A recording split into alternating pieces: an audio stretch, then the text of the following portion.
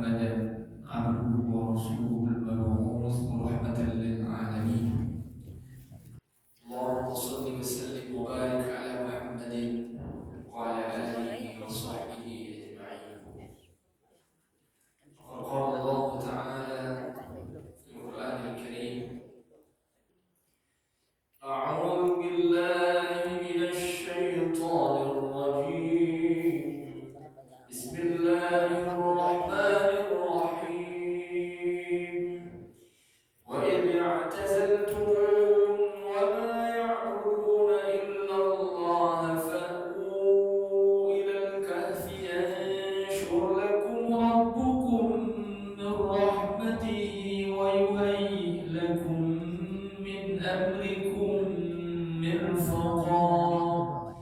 وترى الشمس إذا طلعت تزاور عن كهفهم ذات اليمين وإذا غربت تقرضهم ذات الشمال وهم في فجوة منه. ذلك من آيات الله.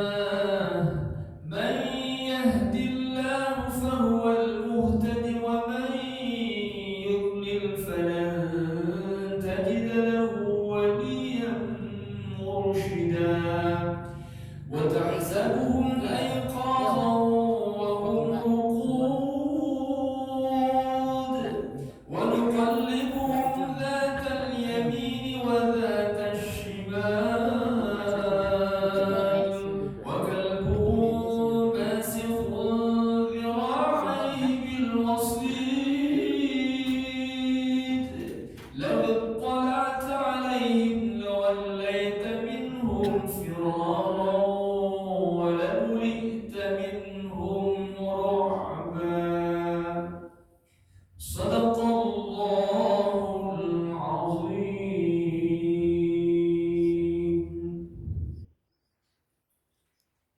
Ya, sama-sama kita muliakan pengurus Masjid Mubarak. Ya, sama-sama kita muliakan para alim ulama. Ini memang acara pandai memerlukan para tokoh masyarakat, bapak-bapak, ibu-ibu. Semoga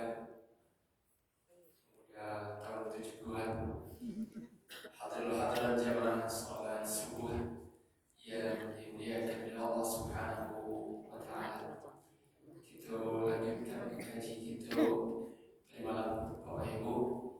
Kita kaji insyaallah sampai jam 6 lebih kurang 35 menit. Merupakan terlebih dahulu mengulas pembahasan dari malam, kemudian memungkinkan melanjutkannya, dan sekitar 10 menit sebelum selesai nanti kita buka sesi diskusi dan tanya jawab. Kalau ada yang mungkin ingin bapak-bapak dan ibu sampaikan berupa pernyataan maupun pertanyaan. Tadi malam yang kita bahas, wa in i'tazaltumuhum wa ma ya'buduna illa Allah.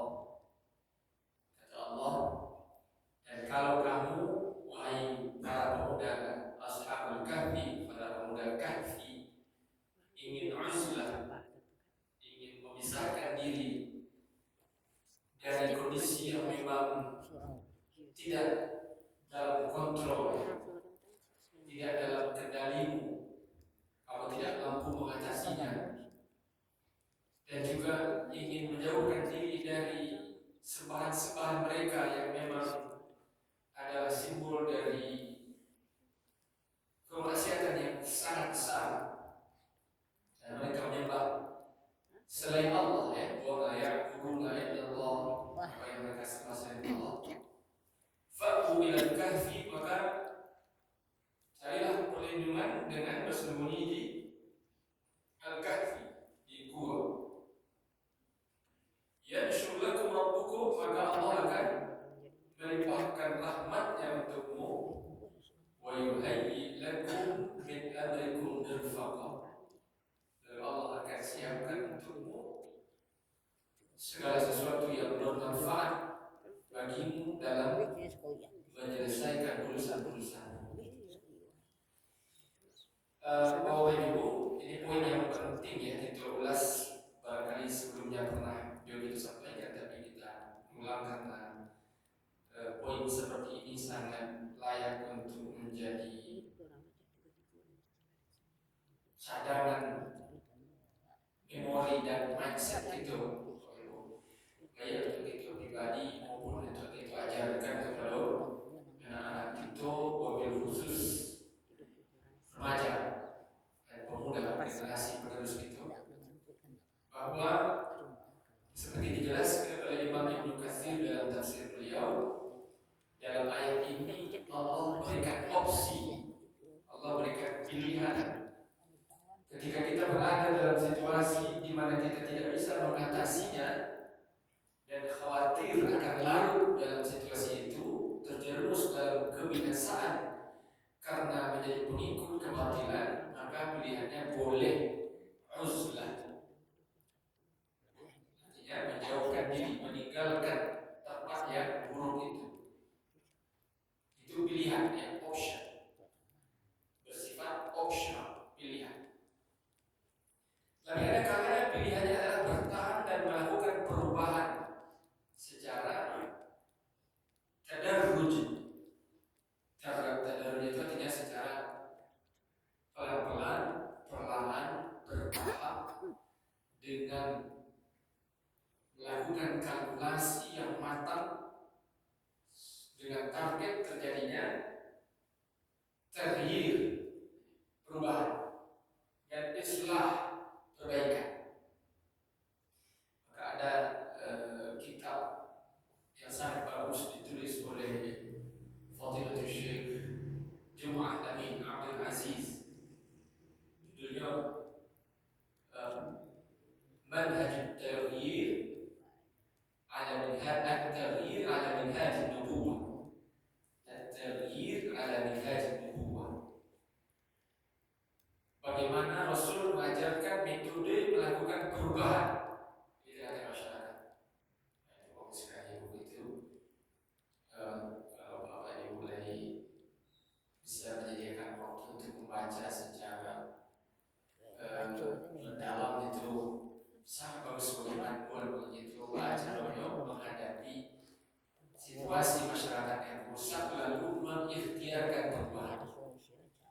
Modelnya langsung diambil dari kehidupan Rasulullah Muhammad SAW yang merupakan prototipe pemimpin perjuangan perubahan itu, di mana beliau merubah masyarakat jahiliyah Makkah, ya, masyarakat Arab yang jahiliyah yang sangat rusak, menjadi masyarakat yang kemudian Allah sebut dalam Al-Quran sebagai khairul ummah, umat terbaik.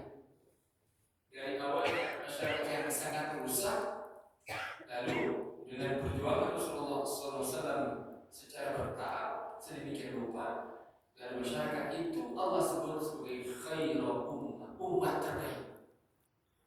Itu diuraikan, dibahas dengan sangat bagus dalam kitab At-Taghyir ala Minhaj An-Nubuwah, ditulis oleh Syekh Jum'ah Amin Abdul Aziz. Kalau judul versi Indonesianya Manhaj Taghyir, manhaj perubahan, ya. Bagaimana caranya merubah masyarakat dari sangat rusak sampai menjadi terbaik dengan modal dasar jumlah orang yang sangat sedikit, ya. Jadi kalau dari segi jumlah orang sebenarnya ya mirip-mirip seperti Ashabul Kahfi, ya, Ashabul Kahfi. Walaupun nanti seperti tadi kita bahas, Allah sendiri menyatakan terjadi perdebatan di antara orang-orang yang ingin memperkirakan, mengira-ngira, menghitung, menebak-nebak pada jumlah Ashabul Kahfi.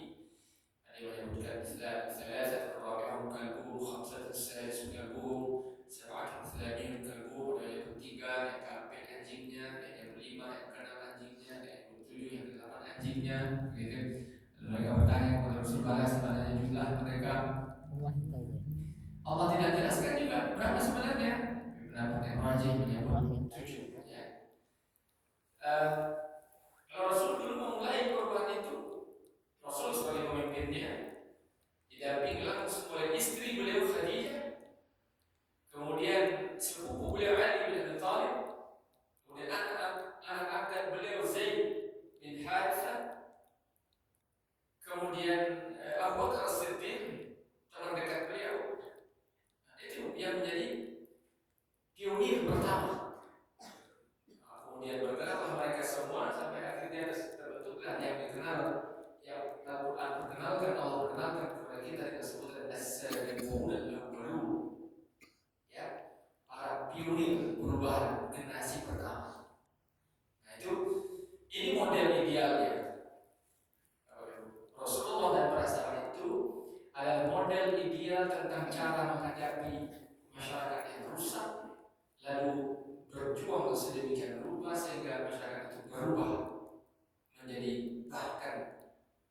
menjadi profil masyarakat terbaik.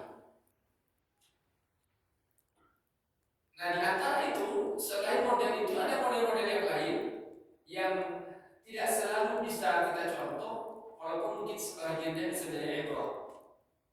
Nah, contohnya misalnya Nabi Nuh. Nabi Nuh berjuang sangat panjang dalam rentang waktu yang luar biasa. Ya, tetapi ada fase di mana beliau kemudian minta kepada Allah, ya Allah, aku sudah berdakwah sedemikian rupa siang dan malam aku berdakwah, tapi mereka justru lari kepada aku sebagai justru menghina dan mengejekku. Sampai pada satu titik kemudian Nabi Nuh berdoa kepada Allah, ya Allah musnahkan mereka. Ya, itu satu model yang tentu kita tidak pilih. Ya, tapi mengambil pelajaran dari perjuangan Nabi Nuh, jelas itu ada pelajaran situ. Tetapi mendoakan kehancuran untuk masyarakat yang didakwahi tapi belum mendapatkan petunjuk, belum kunjung dapat petunjuk, bukan pilihan kita. Karena Rasulullah tidak mencontohkan itu, kecuali terhadap musuh, ya. Nah, seperti dalam kita bahas Zionis Ismail la'natullah alaihim, itu doa kita, Allah bal'anhum la'nan kabira. Ya Allah, laknat mereka, kutuk mereka, hancurkan, musnahkan mereka. Itu terhadap musuh-musuh yang nyata-nyata telah menyebabkan kerusakan, kehancuran, kebiadaban yang mereka pertontonkan. Itu lain lebabnya. Ada contoh lain Nabi Ibrahim. Nabi Ibrahim Allah ceritakan kepada Al-Quran bagaimana beliau menghadapi kondisi yang rusak. Ketika Nabi Ibrahim muda melihat umat beliau menyembah berhala, apa yang Nabi Ibrahim? Hancurkan berhala-berhala itu. Akibatnya apa? Nabi Ibrahim ditangkap kemudian dibakar. Allah selamatkan Nabi Ibrahim. Nah, ada banyak model. Lalu kalau kita lihat, lalu itu model mana yang kita pilih untuk masyarakat kita? Tentu saja model yang dicontohkan oleh Rasulullah Muhammad Sallallahu Alaihi Wasallam.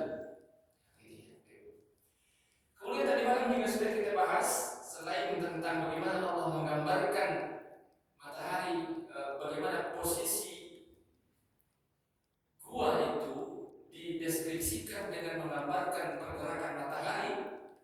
Ketika matahari terbitnya matahari itu di sebelah kanan, Zatul Yamin, sebelah kanannya gua, dan ketika matahari terbenam ada di sebelah kirinya gua. Gitu ya. Itu sekadar deskripsi. Bapak Ibu, kata Imam Ibnu Katsir, Allah tidak menjelaskan kepada kita di mana persisnya lokasi gua itu, sebagaimana juga tidak menyebutkan secara persis berapa jumlah Ashabul Kahfi itu, karena di dalam Islam, dalam kaidah pendidikan sejarah dalam Islam berbasis Quran dan hadis, tanggal, tempat, waktu, sama orang bukanlah urusan yang penting. Yang terpenting itu apa? Hikmah, ibrah, pelajaran. Itu yang terpenting. Makanya jauh pendidikan sejarah yang banyak diajarkan di sekolah-sekolah awal kini. Ini beberapa tahun. Koran masih begitu. Dulu di masa lalu masih belajar di SD, SMP, SMA juga masih begitu. Yang ditekankan itu kepada anak menghafal tanggal, tempat, tokoh. Sementara pelajarannya itu kurang, apa yang perlu diambil, apa yang bisa diambil dari kondisi ini, bagaimana cara menghadapi ini, macam-macam. Itu agak kurang.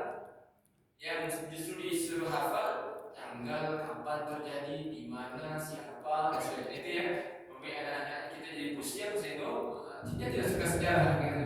Karena harus menghafal hal-hal yang seperti itu. Padahal sesungguhnya sejauh yang aku ketahui ini bisa dijadikan menjadi semacam ijma' para ahli sejarah, ya, bahwa yang terpenting dari sejarah itu bukan tempat, tanggal, waktu, tokoh, bukan, tapi ibrah, pelajaran. Apa pelajaran yang bisa diambil? Apa hikmah yang bisa diambil? Strategi apa yang bisa kita pelajari dari kejadian ini, itu macam dan sebagainya. Itu yang seharusnya ditekankan. Dan rata-rata hal itu, kalau seorang guru sejarah atau ketika kita mengajarkan sejarah kepada anak-anak kita, fokus pada itu tentang pelajaran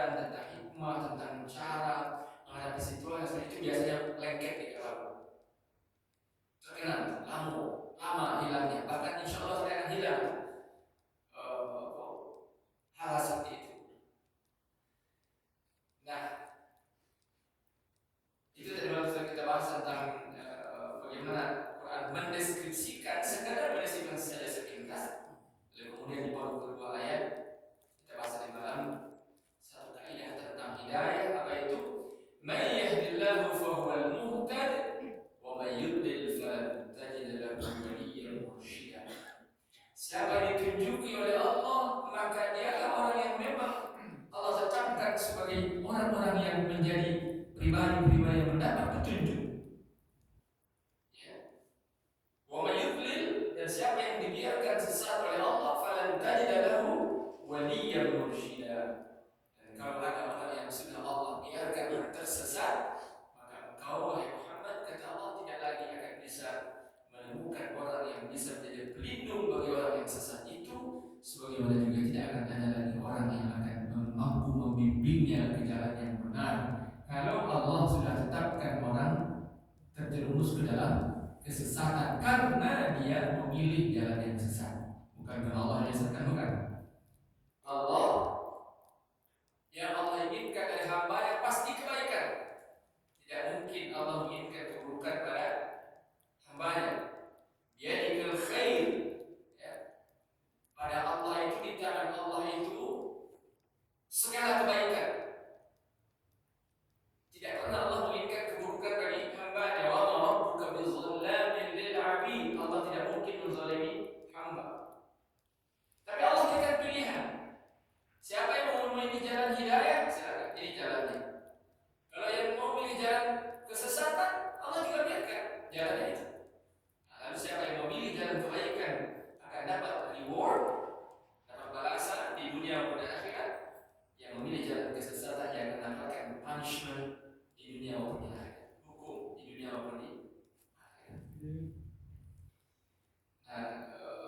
Apa yang ingin karena yang hadir subuh, alhamdulillah berbuahnya lebih banyak daripada hadir maghrib, ya. Dan ini tentu satu hal yang membahagiakan. Dan nampaknya ratu-ratu masjid musola begitu, kita bersyukur, ya. Harus bersyukur kan sebenarnya.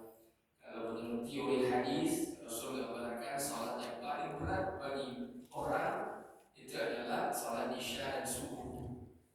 Sementara di masyarakat itu, alhamdulillah, setahun rata-rata jumlah orang hadir di masjid musola subuh itu lebih banyak dibanding, ya, khususnya masyarakat kota. Kalau pedalaman, kalau masyarakat kota itu, apalagi kalau ada hidup pengajian subuhnya, rata-rata yang hadir di majelis subuh lebih ramai daripada yang hadir di maghrib. Dan itu tentu membanggakan. Alhamdulillah, kita bersyukur. Maka tadi malam poin bapak ibu yang dibahas sangat penting untuk dibahas kembali terkait dengan bagaimana membekali anak-anak kita, remaja kita, generasi kita dengan iman, dengan perjuangan untuk menggapai hidayah. Kenapa terjadi fenomena pergaulan bebas bahkan di level usia yang sudah tidak masuk akal, ya, seperti tergambar pada kejadian video mesum guru dan murid di Gorontalo itu, ya. Seorang guru berumur 57 tahun menjalin hubungan dengan siswi SMA, begitu, ya, yang adalah ketua OSIS, begitu. 2 tahun mereka melakukan perbuatan zina sedemikian rupa di sekolah, di tempat kawannya yang siswi ini, dan seterusnya. Sampai karena si kawan dari siswi yang melakukan perbuatan zina dengan guru, kalau tak tahan nih baca romantika yang tidak tahu, pokoknya pikirlah kau pakai video lah banyak mati kan, pakai direkam, meminjam HP kawannya yang mungkin lebih rancak, mungkin untuk merekam barangkali, simpan rekam itu, kemudian ketika sang guru dan murid ini melakukan perbuatan zina itu, ya, terekam sedemikian rupa. Dan kemudian lalu tujuan awalnya si siswi ini hanya ingin menunjukkan kepada istri dan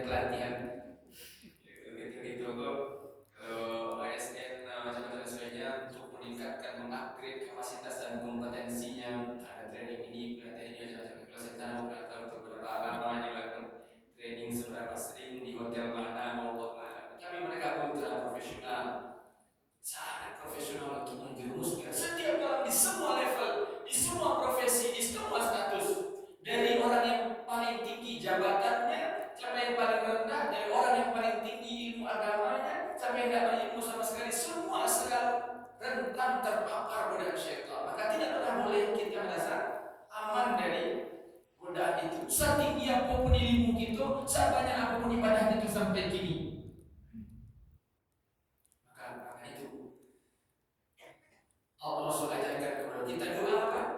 Ya muqallibal qulub, tsabbit qalbi ala dinik. Ya Allah, Engkau yang Maha membolak-balikkan hati, teguhkan hati kami dalam ketaatan kepada-Mu. Rabbana la tuzigh qulubana ba'da idh hadaitana wa hab lana min ladunka rahmah innaka antal wahhab. Ya Allah, jangan Engkau biarkan tergelincir kami dari hidayah-Mu setelah Engkau tunjuki kami, anugerahkan rahmat-Mu kepada kami. Ya Allah, sungguh Engkau Zat yang Maha melimpahkan karunia, rahmat, hidayah dan petunjuk.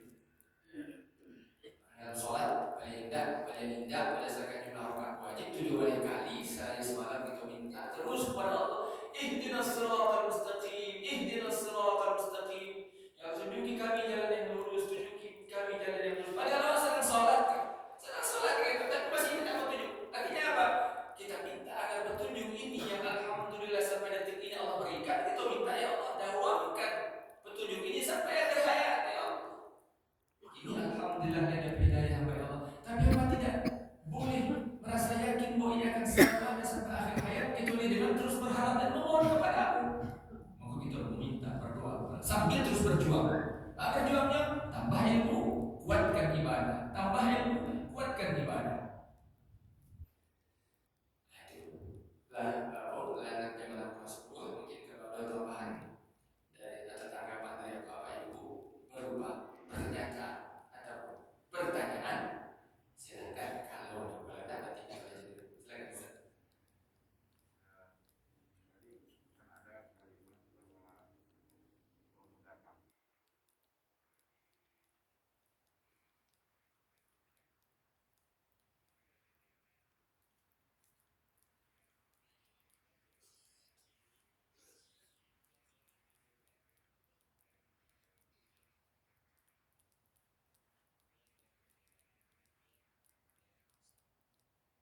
pengawasan Allah, ilham atau bentuk nubuat dari Nabi sendiri, dan tadi dididik untuk melakukan sikap.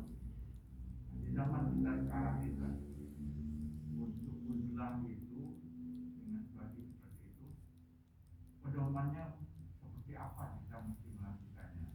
Apakah dengan musyawarah? Memang kita bisa sikapi sendiri. Kita mau musyawarah, taruh di masjid ini, misalnya kita masjid Mubarak, apa yang tempat kita video tidur gitu ya, dia mengakui, mengimami kita untuk menjadi pedoman kita. Bukan ulama atau macam-macam bentuk ulama. Kalau ketua partai Pak, mengamankan aja lah, pindah-pindah ke kemari ini. Batu lah tadi. Siapa pedoman itu? Si adik itu ya.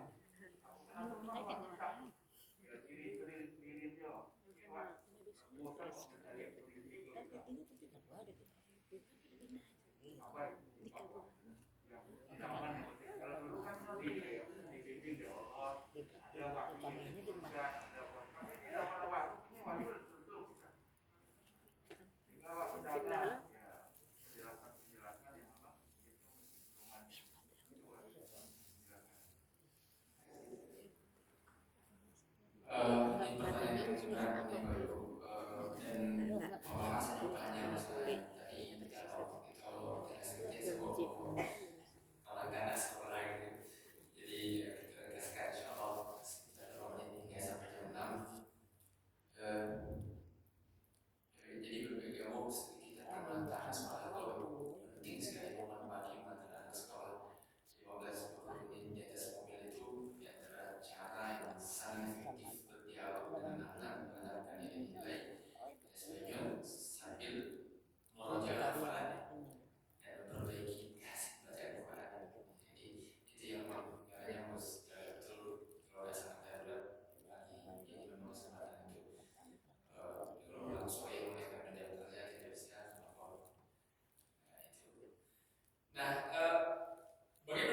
kita untuk kondisi seperti sekarang. Kalau berhadapan dengan kondisi rusak, masyarakat yang rusak atau situasi yang sangat berat, apa pilihan sikap yang harus kita lakukan? Apakah uzlah atau seperti apa dan sebagainya? Nah, saya sampaikan ada cerita ini. Di zaman dulu kalau sahabat kafir dipandu oleh Allah, mereka dipandu oleh Allah meskipun mereka bukan nabi, tapi mereka diberi ilham oleh Allah. Sehingga Allah ceritakan kepada mereka dalam Al-Quran, para nabi dan rasul dipandu oleh Allah dalam wahyu. Nah, kalau kita belajarnya setidaknya dua. Setidaknya yang sebagaimana juga cara mengambil keputusan dalam urusan yang lain. Hampir dari seluruh urusan di dalam Islam kita diberi oleh Allah setidaknya secara teknis dua cara. Pertama istikharah, yang kedua istisyarah. Istikharah itu artinya mohon petunjuk kepada Allah dengan salat dan dengan berfikir. Ya, salat itu satu hal, salat istikharah. Sudah insyaallah Bapak Ibu sudah sering melakukan salat istikharah ya, dan kalau bisa bagus sekali dihafal doa itu, karena doa itu langsung dari hadis Rasul kan. Allahumma inni astakhiruka bi ilmika wa astaqdiruka bi qudratika wa as'aluka min fadlika al-'azim fa innaka taqdir wa la aqdir wa ta'lam wa la a'lam wa ta'lam Allah Yesus ini luar biasa. Kalau itu berdalam makna di balik doa istikharah itu luar biasa. Dengan sholat istikharah berapa kali sampai datang keyakinan ke dalam diri kita. Khalifah Umar bin Khattab dulu ketika akan memutuskan satu hal dalam kebijakan beliau sebagai khalifah itu 1 bulan sholat istikharah. Ya entah seharinya berapa kali, tapi dalam riwayat disebutkan sampai sebulan beliau sholat istikharah. Maksudnya tidak Bapak Ibu kalau menjadikan menantu untuk anak begitu ya, saya penting itu istikharah terlalu calon untuk anak apa? Ya Allah tunjukkan apakah calon menantu orang yang lo atau tidak. Karena hanya Allah yang tahu. Kalau penampilan zahirnya mungkin bisa nampakkan soleh dia. Minimal sampai akad nikah nanti sampai Elohim penampilannya supaya diminta aku soleh dan aku nggak bisa menantu macam-macam. Tapi siapa yang tahu gaibnya orang itu? Allah. Jangan ada LGBT ya. Sama seperti kejadian di pesantren itu, kalau dapat kabar yang menurut Abu Sahih kabar itu, apa sih guru ini istrinya hafizah Quran 30 juz. Sebagaimana juga kejadian di tempat yang lain yang pernah dituliskan bulan yang lalu itu, begitu juga istrinya juga lulusan Mesir, pengajar Quran yang luar biasa, sempat punya anak 1 orang dan konon teorinya kata para pengamat LGBT itu, orang-orang yang mengalami yang pelaku LGBT ini butuh alibi, minimal gaji anaknya seluruhnya dulu, sebetulnya kemudian supaya orang tidak malu. Nah, begitu ya. Bagaimana juga beristri itu termasuk cara mereka untuk menutupi kedok mereka. Tapi isi tidak mereka sentuh-sentuh, hanya sekedar kedok saja. Alhamdulillah, kita berlindung kepada Allah. Antisipasi sebelum terjadi, ya kalau terjadi itu tawakal kepada Allah. Istikharah, termasuk kebetulan seperti ini dalam kondisi di mana kita hari ini berhadapan dengan berbagai macam tantangan-rintangan di masyarakat yang luar biasa dalam masalah ekonomi, politik, ini dan sebagainya. Istikharah, minta petunjuk kepada Allah melalui sholat dan melalui tafakkur. Tafakkur itu berarti berfikir mendalam berbasis ilmu.